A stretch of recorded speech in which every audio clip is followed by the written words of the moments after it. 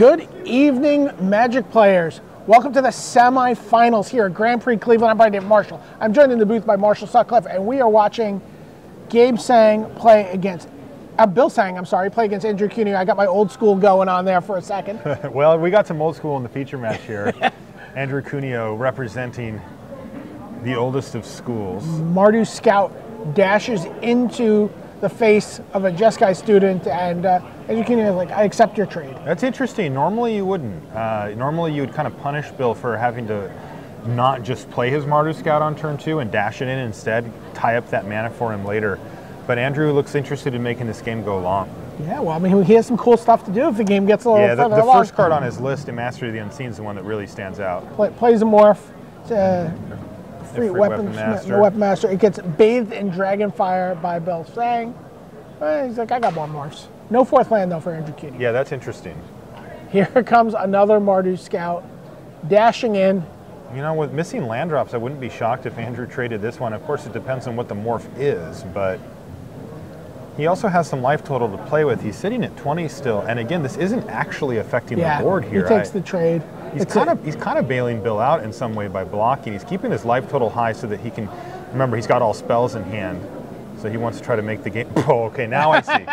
Never mind. And he gets to the Mastery of the Unseen portion of our game. Yeah, I mean, he didn't play it earlier, but this makes a lot of sense. Now all of a sudden he gets to just dominate this mid to late game portion with Master of the Unseen. He's hitting his land drops, and he just doesn't have to play another spell for the rest of the game. Summit Prowler for Bill Tsang. And you can see that, you know, thanks to those blocks early from Andrew, he's kept his life total very lofty. That's actually the first damage he's taken this game. And there's a Hordling Outburst for Bill Tsang. Not going to do very well against Master of the Unseen, unfortunately, as these 2/2s are going to start eating up these tokens. So Master of the Unseen, one of the most powerful rares to come out of Fate Reforged. There are some scenarios where you're not excited to see it, but in any type of game that's going to go for any normal distance, you're great seeing Master of the Unseen. And this one, Andrew Cuneo has kind of sculpted it perfectly here, where he's going to get to just dominate the board now with Mastery. Bill Tsang, the ball's in his court now to try to beat Andrew Cuneo as quickly as possible. Once Andrew gets to critical mass, say maybe 3 manifest creatures, maybe even 4, and starts turning them face up. All right, Singing Bell Strike on the manifest creature. Still doesn't do a ton. I guess he can get in for 6 here. Yeah. Means he can't double block the Summit Prowler. Can't block 2 Goblin tokens, which seems like it would be the most likely outcome. And he blocks 1. Takes 6, falls to 10. Yeah. Importantly here, the creature that's under Singing Bell Strike is, of course, still a creature. It's on the battlefield. When something gets flipped up with Master of the Unseen on the battlefield, Andrew's going to gain 1 life for each creature he controls, just straight up, and that's going to add to that total as well. That's the goal here for Andrew, is to, once again, just build up critical mass of creatures and start flipping them face up with the manifest there. And once he does that, the pendulum swings firmly back in his direction. Bloodfire Expert was the next play from Tsang. I think Andrew's at 11 here. Yeah, he just gained a life off of the Swiftwater Cliffs. Yeah, it looks like we haven't quite updated, but...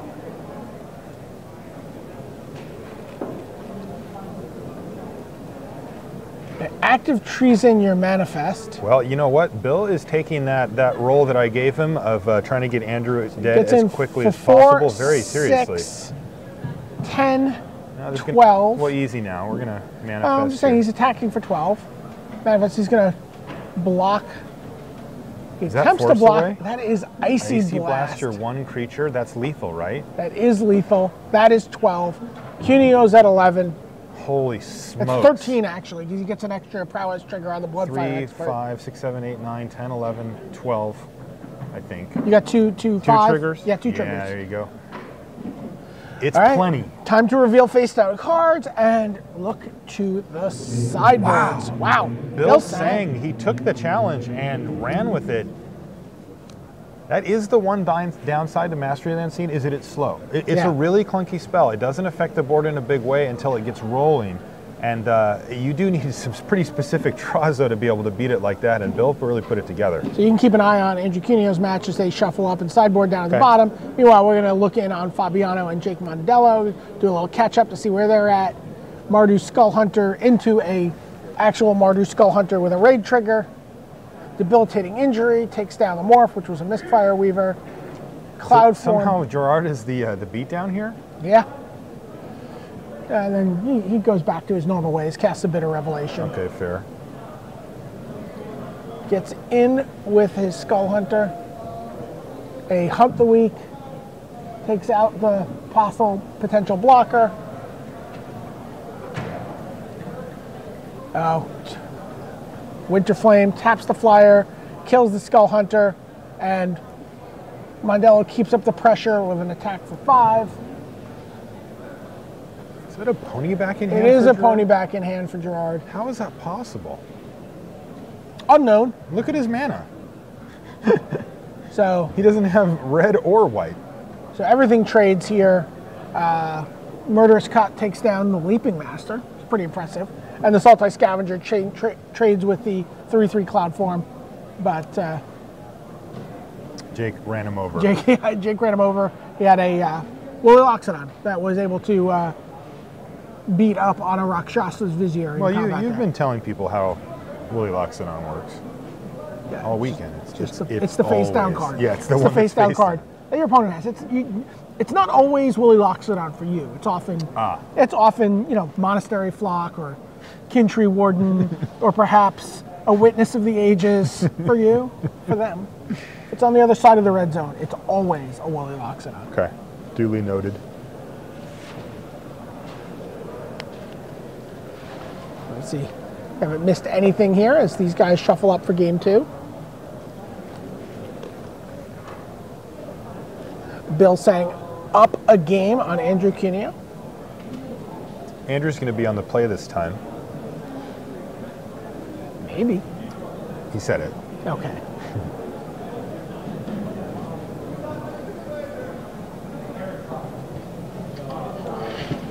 Just feel out their hands.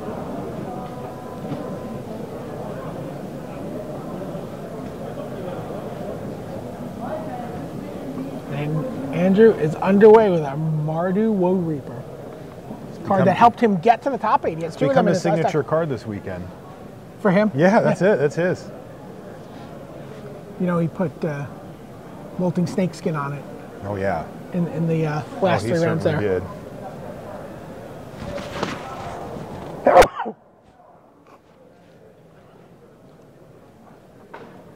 Attacks for 2. Valley Dasher. Bill came to Nice. rumble. Yeah, he likes attacking. Maybe Andrew will fight back with a race of his own here. Yeah. Or maybe he'll just stay back. Got a He's just going morph, to stay yeah. back. Seems content to trade the Woe Reaper off for the Dasher of Yeah, Valleys. that's what he does. And then a Bloodfire Expert for Bill Tsang.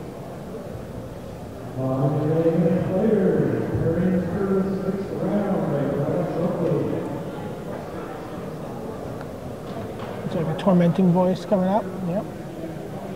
Scarred Plains. Draws 2 cards.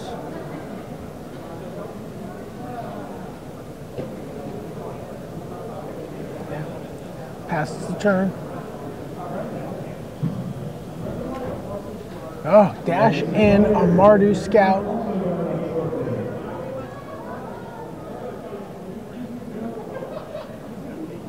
And he's going to trade the morphed Glacial Stalker for the Bloodfire Expert. Wow. Smoldering Efreet for Bill Tsang. He is committed to 2 drops. This guy is Picks up his Mardu Scout. ready to rumble. There's no doubt about it. So morph, Ooh. gain 2 life for Andrew Cuneo. It's Watcher of the Roost. That's really nice for Andrew, And then plays his Jeskai Student. which can get in the way of that scout. Yep. So Andrew looking to stabilize as much as he can here. You got to figure that if the game goes really long, that Yeah. it's going to be in Andrew's favor. Bill is committed. He is not. He has attacked with everything, every turn. How is Andrew going to? Okay. He says, I'm just going to block your Smoldering Efreet. I'm going to let your Mardu Scout come in. I'll make you pick it up. Something we talked about in game 1.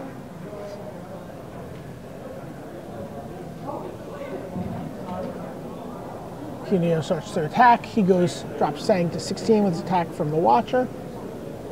He has 6 mana, says go. Yeah, this is a lot riskier now for Bill Tsang to just run the dash here. Yeah, any spell from Andrew is going to grow that student big enough, and Bill's going to put the brakes on. Yeah, and he decides that I would like to just play my Mardu Scout now. And you know, we could have just seen a huge swing of events for this game. You know, the fact that Bill Tsang did not attack with anything that turn.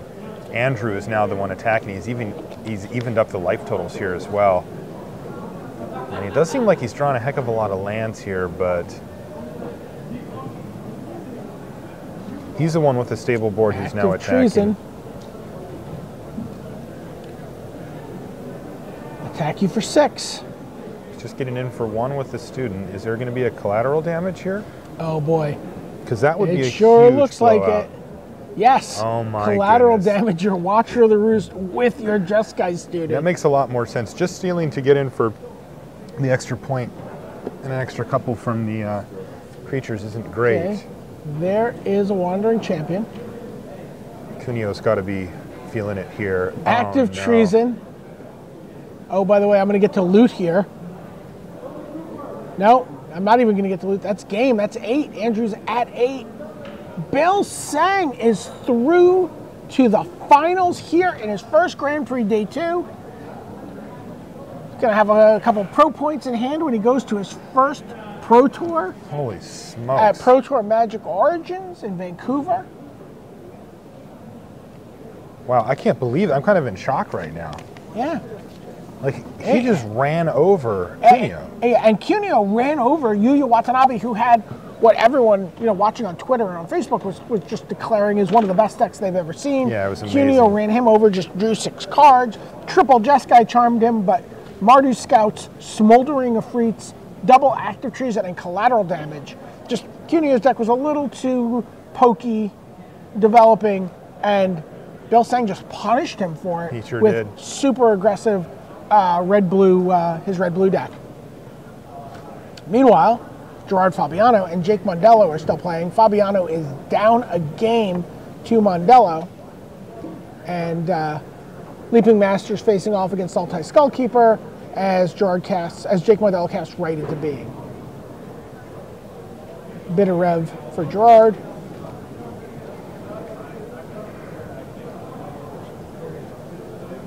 Skullkeeper can't get in the way quickly enough.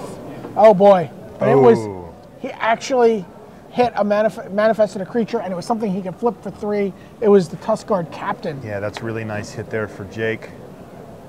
And he follows it up with an Avalanche Tusker too. And all of a sudden, Gerard Fabiano is clinging to those shambling attendants. And they're working. Yeah. Wow. Did that get Aven countered? Surveyor just got countered with Teamer Charm? Teamer Charm, yeah. Oh. And Water Whirl says pick up 2 creatures, Murderous Cut kills the Avalanche Tusker. And then Rakshasa's Secret and Shambling Attendants get played in the same turn. Wow. Oh, these attendants, they are barely hanging on, but they are in fact hanging on. Yeah, and Jake's just... the Tuskguard Captain just keeps getting bigger. Yeah. Gerard needs to find something like a treasure cruise here to find a bunch of action to get himself out of this mess, because he is way behind. But currently Jake is unwilling to attack. I am surprised he's not attacking with the Feral Cruciate. Yeah, he is now attacking with 2. He attacks with the Feral Cruciate. Wow, look at that. Throttle Huge and blowout. Whisk Away. And we're caught up. Wow, speaking of caught up, so is Gerard Fabiano. He's now the one who's on the offensive here. Gerard is just a master at this stuff. He has set up some of the insanest plays I've seen here. He's just outplaying people. And there's a 3-mana Sultai Scavenger. Outlast my Disowned Ancestor. And Jake Mondello is playing off the top of his deck. Of course here. he is. He's playing against Gerard. Yeah. You know? Gerard just gets you to that point. And gets back to, okay, drew a long shot squad. Okay. So suddenly has an answer. If he gets to untap with that Tuskguard Captain, has an answer to the Sultai Scavenger. Still has to do something about the Shambling Attendants, which is just Still holding down the really fort. aggravating him at this Thing point. is just anchored. It's not moved.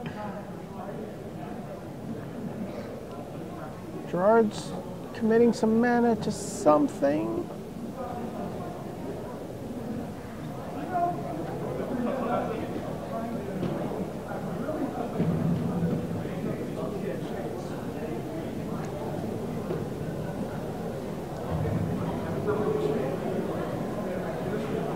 Douses and Glooms, the Leaping Master. And then Oh, there it taps is. out and delves out to play Treasure Cruise. That's what he needed. And then is going to get in with just his Sultai Scale. Oh, wait, no. Shambling Attendant is... It is going to hold back. Yeah. And then Jungle Hollow gains him a point of life. But this is scary if you're in Jake's seat. Gerard is not only able to start chipping in with damage, though the long shot squad is going to change that, as the Tuskguard captain now has reach as a 3/4, but Gerard's also got fresh cards in hand while you're still just top decking. Yeah, I mean, The basically, shields are fully does up, too. Jake have anything that lets him climb back? Does he have a Tormenting Voice? Does he have a Treasure Cruise of his own? You know, dig through time. Let's take a look.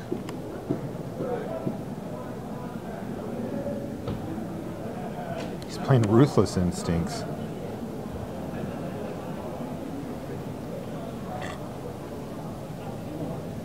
Okay. Outlasts his long shot squad. The answer is no. Yeah. I mean, I'm not saying that he can't get back in this game, but No, he doesn't no. have any of those big blowout spells. Water Whirl's probably the most board impacting spell that he has. Another bit of revelation for Fabiano here. Really? Oh my goodness. He's going to run away with this thing. He's just burying Jake Mondello in card advantage. And I'm going to say it, it's exactly how Gerard writes it up. And he's going to throttle the long shot squad. But Mondello drew Dragon Scale Boon. Wow, that seemed like a fine play there from Gerard. Are there 3 cards left in Gerard's There are 3 library? cards left in Gerard's library. Oh, Oh my God. Can he actually He's been so even win busy this? coming back, he might just lose to decking. Did he value himself right out of this thing? It looks like Jake may be able just to deck him here. How is Gerard going to get in for 9 more damage in 3 turns?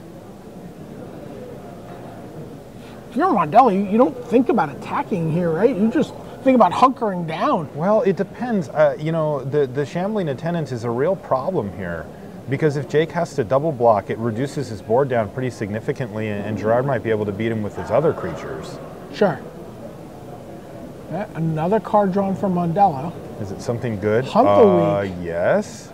He gets to eat the flyer. Oh wow, and now feels comfortable sending He's attacking everybody for 6, into 7, the 8, red 9, zone. 10, 11, 12. This is a lethal attack, so it's going to prompt a chump block by Fabiano. And the only thing he can the only thing he can block is the well, Sandbar, everything has trampled because of the Tuskguard captain. Yep. This is going to put Gerard down to 6. Yeah. to 1, 6, 7, 8, 9, 10. Yes, he's at 1.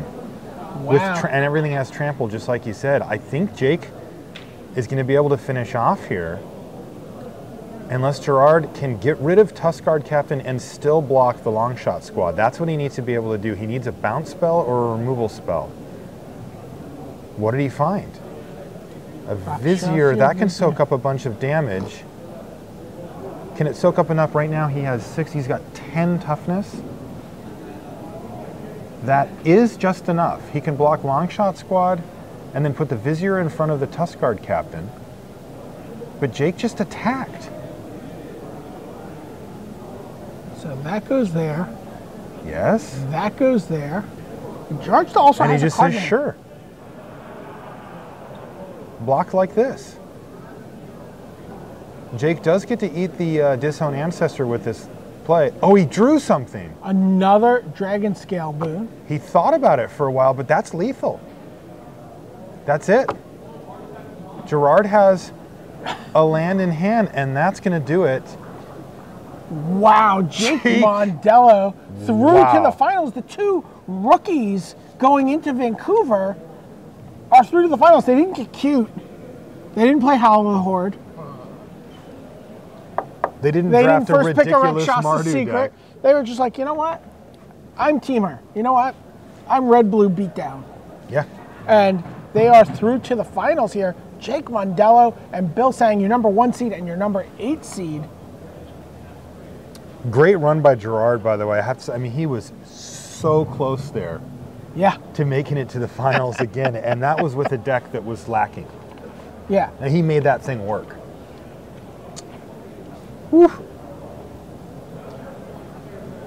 All right, well, we will be right back as soon as these are ready with finals between Jake Mondello and Bill Tsang.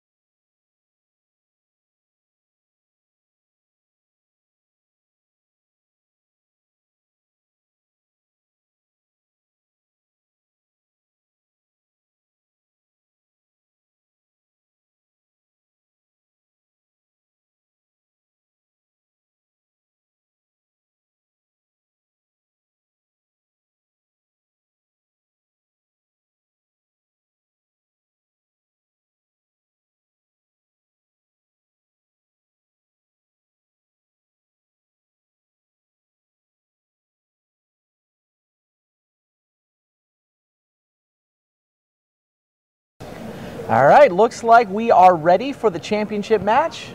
Jake Mondello will be taking on Bill Tsang. I'm Randy Bueller. I'm joined by Marshall Sutcliffe. This could be bloody and fast and brutal.